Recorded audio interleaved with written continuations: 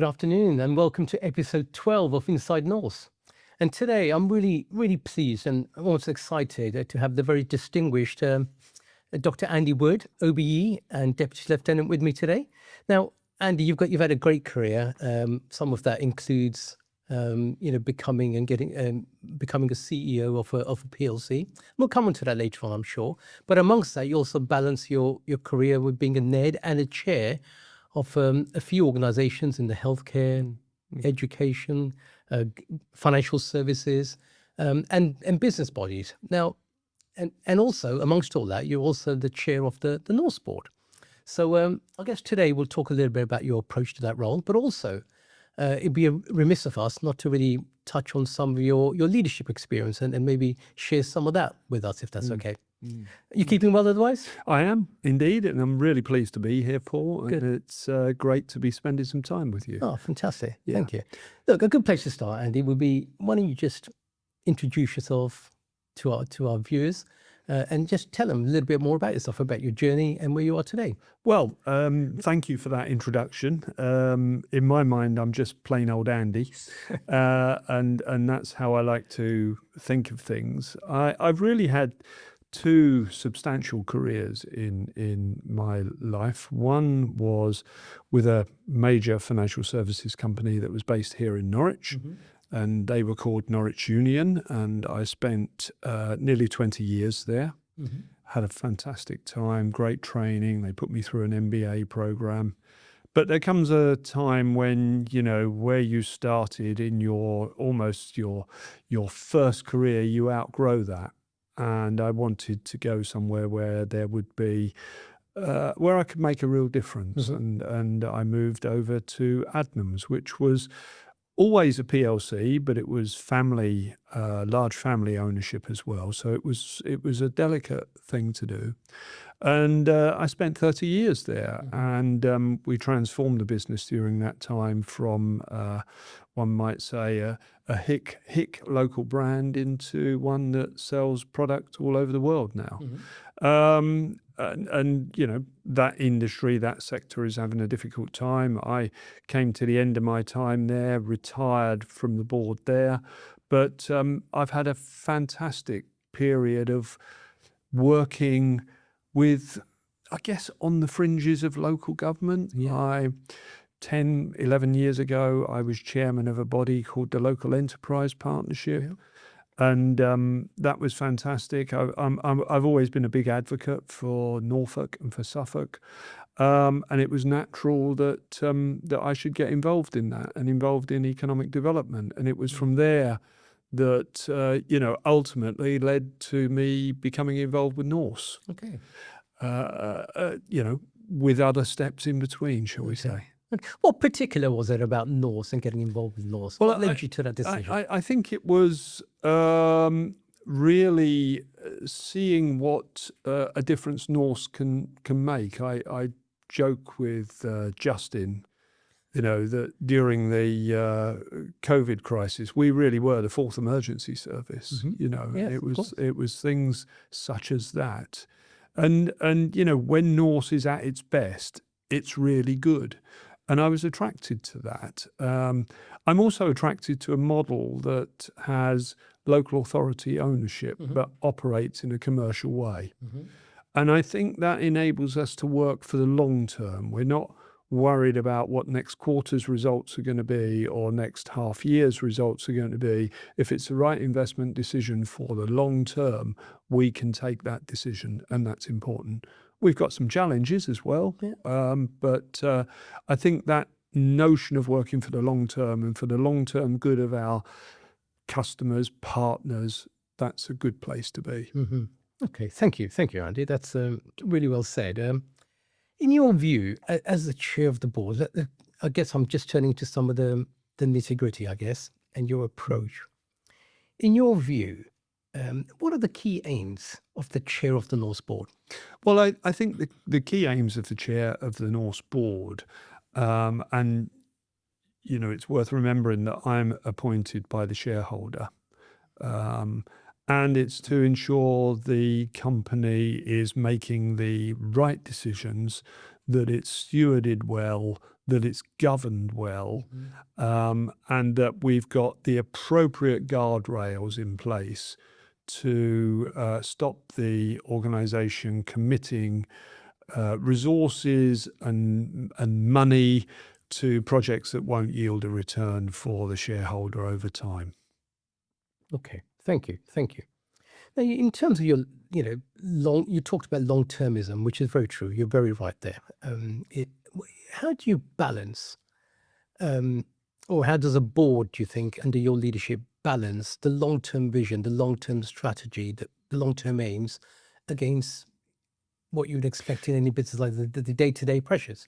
Yeah. So you can't keep promising jam tomorrow. You have got to deliver in the here and now as well. And that's been the challenge. And really over the last 3 years, some investment decisions that Norse made many years ago were probably right then. They probably aren't right in the sort of second decade of the 21st century. And we've had to do some tidying up of the balance sheet. That has depressed results, but all that has been in the interest of getting Norse right so that it can thrive long into the future as this sort of vibrant, large LATCo that can do some really good work. And we see that when Norse is at its best, whether that's, locally building schools, whether it's some of the partnerships that we've had with district councils. These are all really powerful things. And Norse is good at that. And we need to celebrate what Norse is good at. Yeah, I think so. And again, I guess part of that role as the chair of the board and your approach, if I just delve into that a bit more, we've talked about the long-term vision versus not just making sure that you deliver reality and results and service. How do you differentiate or make sure that that relationship between the board and the exec team and how they work smoothly? Now, there's lots of things there, but what's your key approach to that? My key approach is language matters. Okay. So I was listening to a conversation the other day with an elite sports person, and their coach was saying to them, rather than change, which implies a threat, you're doing something wrong, what about if you added this to your game? So it's additive. So I think language matters. And you can create an environment in the board where people are very wary about walking into the boardroom because they think they are going to just be, they're just going in front of a jury who are judging them. Or you can create an atmosphere in the boardroom where the challenge is right, but also it's a supportive environment that enables people to do their best work. And the executives are the ones who do the work around here. The non-executives are the ones who have to put those guardrails in place. But that can be done in a supportive way. And that's the atmosphere that I want to create. I don't think that stops us from doing our work, which is to make sure those guardrails are in place and the executive aren't committing the company to long-term commitments that it may not be able to pay in the future. But that can be done in a positive environment. Okay. I mean, you sometimes come to the boardroom, so that's true. You might have another take on that, but that's what I'm trying to create. Look, luckily I'm doing the interviewing, Andy, but I would certainly concur with you. I think the approach that I've seen is very much about collaboration, is very much about using the right language and encouraging. So I certainly agree with that. I think the other side, the natural question that comes alongside that, that's us working together, the board working together, or even in the previous, in another world of yours.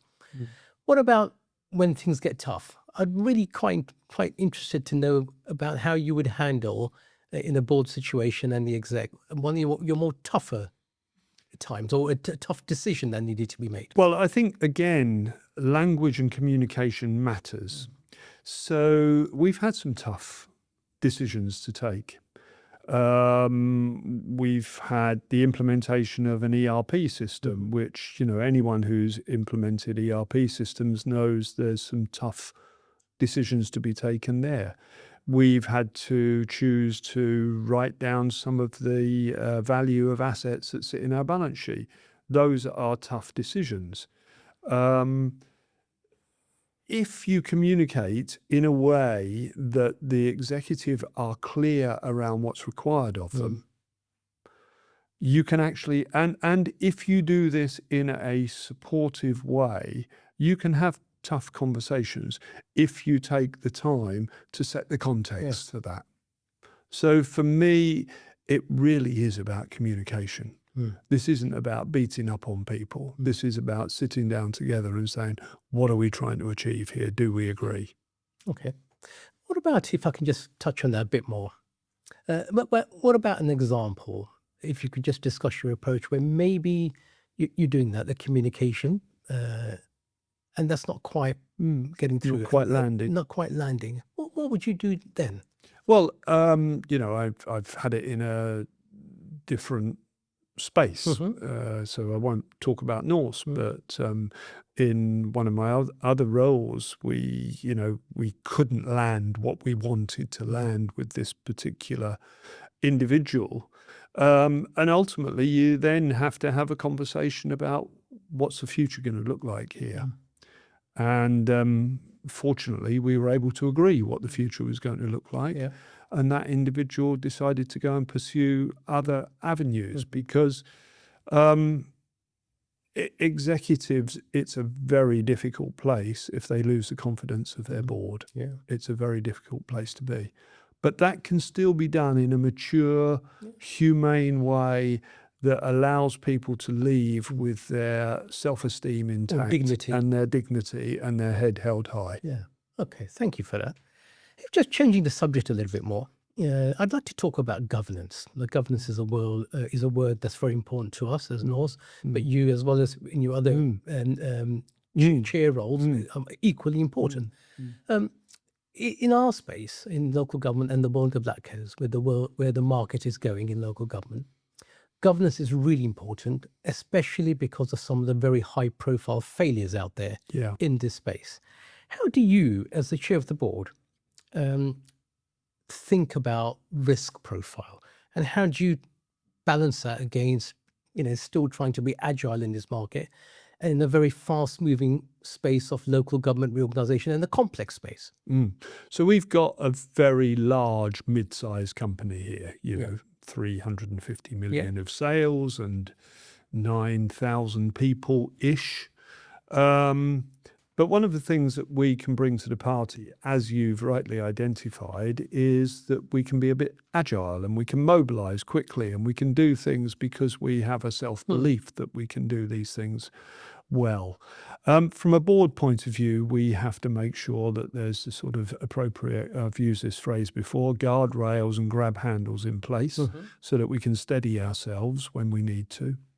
I also like to look through the other end of that risk telescope and say, what are we trying to avoid, and get agreement around that. And really, it's looking at the compound risk that the company is exposed to as well. Because at the board, we can't deal with every single risk. And there are Jan Carlson at SAS, Scandinavian Air Systems, used to talk about moments of truth with customers. You can have moments of truth around risk as well. And today in Norse, there are thousands of little risks going on. The board can't get down in the weeds with that. So it needs to look at the big risks and it needs to look at the compounding risks. So we've got people who are out on refuse collection lorries. Those are big pieces of machinery. We've got a care business where we have people who are vulnerable. We have loads and loads of risks that compound on top of one another, and we need to look at it through that lens. And the board is going through at the moment a process of looking at risk in that way. Yeah. And there are some very talented people in Norse who are helping us to do that. Yeah. Well, you also, I remember a little while ago, if I could just probe this, measured the effectiveness of the Norse board. How did you find that, and why did you do that? I guess, and then how did you find that? Well, again, another governance attribute, if you like, is how effective is your board being? Our earlier conversation, are you holding the executive to account? Is the board allowing its talents to be deployed in a way so that everyone feels that they've got a voice at the table and they have the opportunity to say what they want to say, even if it's at odds with the rest of the board? You know, the film 12 Angry Men is a really good example. You know, I don't want a boardroom that has 12 angry men in it. But nonetheless, sometimes that dissenting voice can bring something to the table that actually changes the whole emphasis of the topic. And that's important to listen to. Yeah, I agree. Thank you for that. Now, a question going back in, slightly different to the question I posed you a few minutes ago, which was around tough decisions. What about conflict? In an environment as a chair of a board and an exec team, how do you handle, or could you give an example of without going into all the detail, but how do you handle if there's a major conflict? Well, I think this is something that I've done in boardrooms. Okay. Usually the conflict is in quite a small area. There's usually a lot of agreement in most of the other areas. And if you can bring people together and say, where is the common ground that we're standing on, you can then deal with the smaller issue. It's if you allow that to escalate, and if you allow that conflict to become something that is the discussion, then you're going to struggle bringing people together, because people adopt ideologies and polarize. If you can bring them together around a set of common principles, then you can start to break the problem down into manageable chunks. And we see that sometimes when we're dealing with our customers. You know, we'll go in and it'll be a list of 15 different items. By the time you've done the work on it and say, yes, we agree on that, oh, we don't agree there, you break it down to 2 or 3 problems that are much more manageable. Thank you. That's my approach. Yeah, that's really useful. I think that's really helped drop that there's a lot more there that binds you. Absolutely. Than what drives you. Absolutely. Yeah. Thank you for that. Now, we're in an industry, a sector, mostly in local government, that's going through a lot of change right now, and a lot more to come. What do you see looking ahead as the main trends, biggest challenges, biggest opportunities for an organization like us in this sector? Well, I think you're absolutely right. The economic cycle that we're in, and we seem to have been in that economic cycle for a number of years, mean money and resources are going to be strictly limited. I think this is a major opportunity for Norse, because Norse can bring efficiency, it can bring know-how, it can bring expertise, and Norse further needs to be known, and almost, you know, as part of our brand value is Norse is a company that solves problems. And we can do that. And I think we're already seeing that. And your role that you have, wider than chairing podcasts, which is very valuable, but your role out there is starting to show to our customers, our partners, that Norse is an organization that can solve problems. And our customers and our partners are going to need lots of problems solved. Exactly. And then we've got LGR on top of that. That's right. That's another layer of complexity. Indeed. Yeah, I think that's a real shift. I think with the current administration or government in this country, there's a real shift, almost an ideology, a shift away from outsourcing. And I understand that. Lots of benefits in outsourcing, but there were some downsides as well, and some high-profile things that didn't quite go to plan, especially during COVID. So I think the role of a LATCo, I think, is, you know, can come into its own in that space, where a local authority can retain control and the function and some real benefits that come alongside that. And I think that's absolutely right. I think a well-run LATCo can do that. I think where I would have problems is if we are just leveraging the fact that we are public sector owned and understand the public sector, but just use but are not that efficient, but use that unique status to crowd out the competition.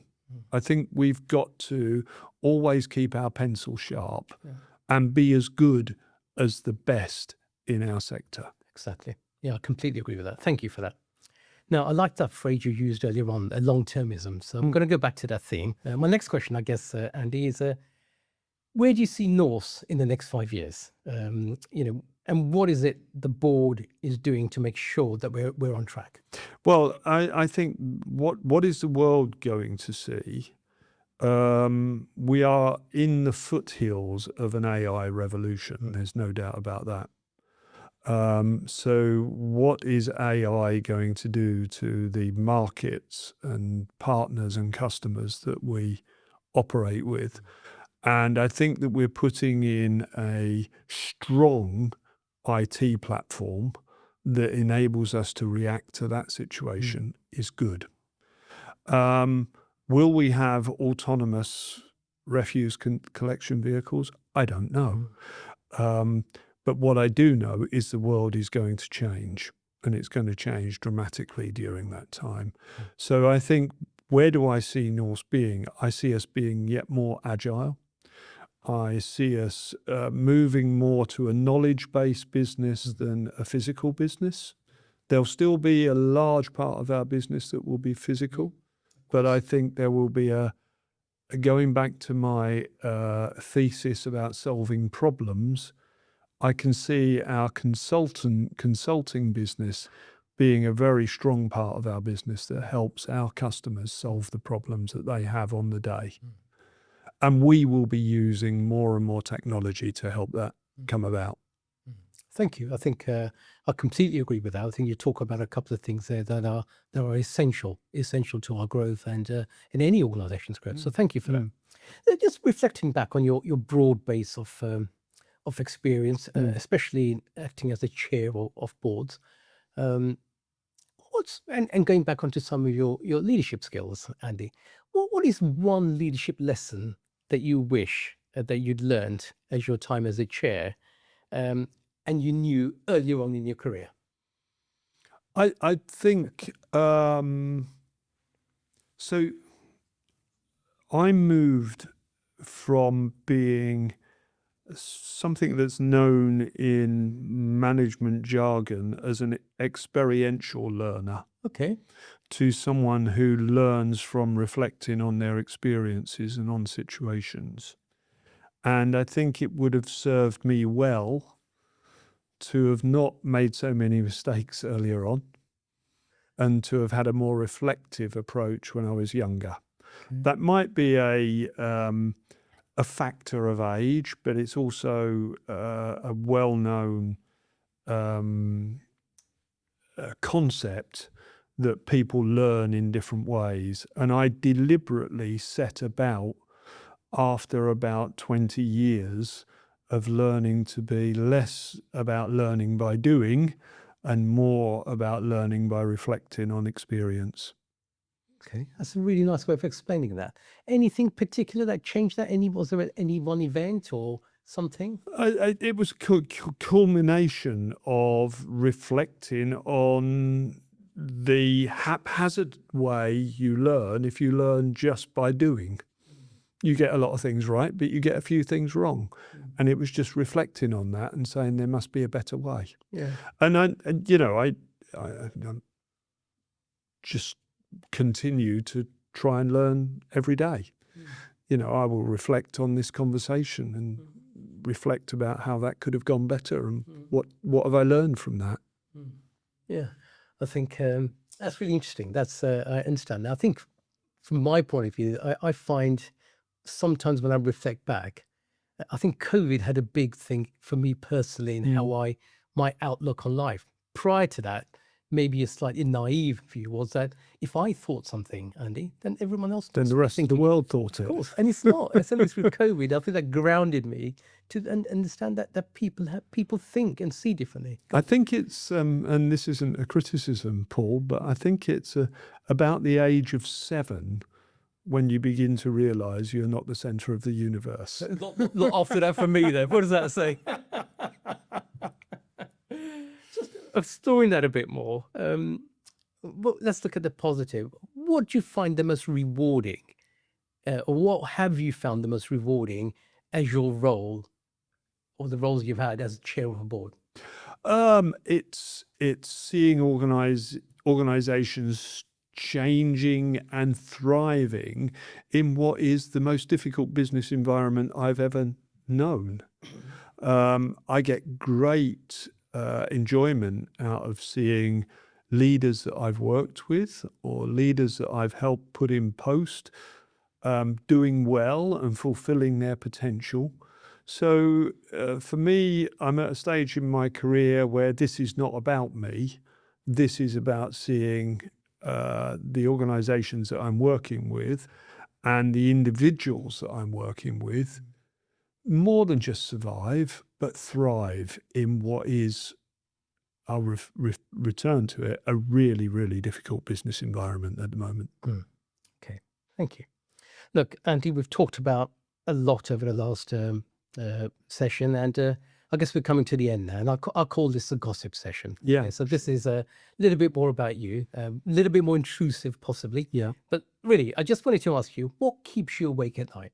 What keeps me awake at night? I'm quite focused on, because I've got I've got grandchildren and what have you.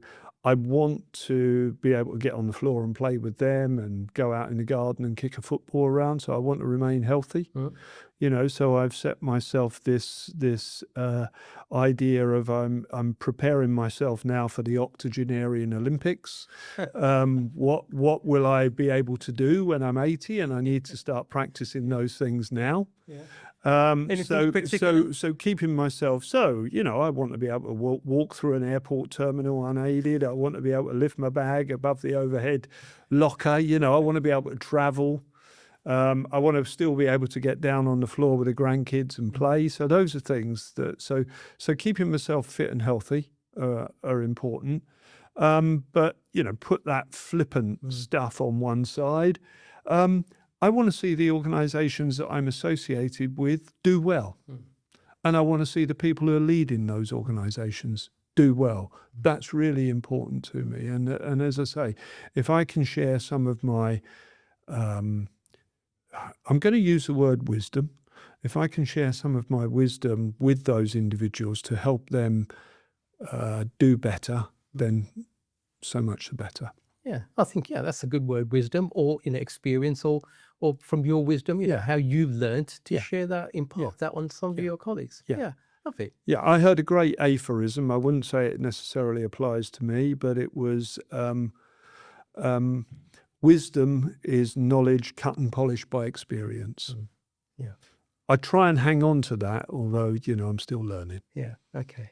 Thank you. Well, you've certainly thought about you said becoming an octogenarian, and you've thought about airports. Airports are getting bigger and bigger in my experience. So you need to conquer those things. Yeah. What about the other side? What's the flip? What is it that you enjoy doing outside of work? Oh, well, obviously children and grandkids, great. I like riding my bike. I like still getting out for a run. I like reading. That is, I like keeping up with everything that's going on in the world at the moment. Sometimes I get quite dismayed by what's going on in the world at the moment, but you can get channeled by what you see on the news, but then you see what's going on in the world. And, I'll just give you an example. Right? I was, as you know, I chair a large hospital group. I was in the stroke ward, and this young nurse was showing me round. And she said, come over here and meet Lenny. Lenny came in yesterday. He was a bloke probably about my age, maybe a bit younger even. And he had had a stroke. He'd lost the right side of his body and he had lost his language. She said, we got him. She said, I was monitoring the ambulance stack. I got him into A&E, so I knew he was coming in, got him up here. We got a line into his groin, ran something right up into his brain, grabbed the blood clot and pulled it out. Lenny was sitting up talking to me, holding a cup of tea in his right hand and chatting to me like we're chatting now. And he said, I'm hopeful I'm going home this afternoon. That's what's going on in the world. Yeah.